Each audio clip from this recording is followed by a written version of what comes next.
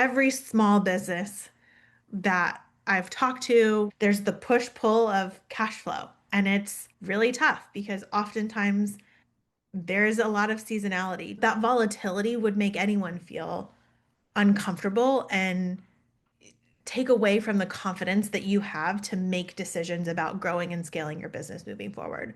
So there's a couple of kind of steps and options that you have here. The first that I recommend for any small business owner is get a handle on your cash flow.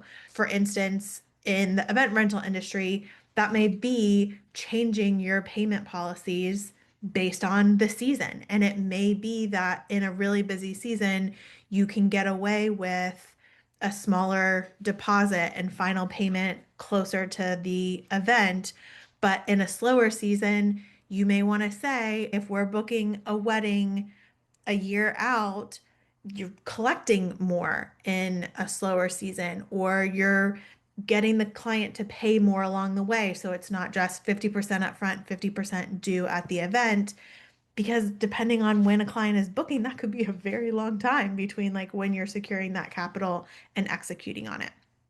So that would be the first place that I would look. The other would be to take a look at, obviously, then aligning your expenses with the seasonality of your business. When you're making investments, make that on the heels of your busy season, right? Like if your busy season is March through May, then get everything in place to say like, okay, great, I'm going to make that subscription in May. So you know every time that expense comes in annually, you've got enough money in the bank to pay for that.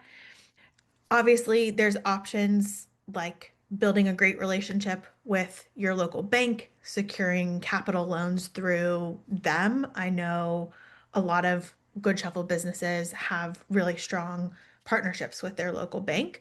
Other options would be leveraging Stripe capital loans through Goodshuffle. There can be higher interest rates than where you would be in a local bank setting.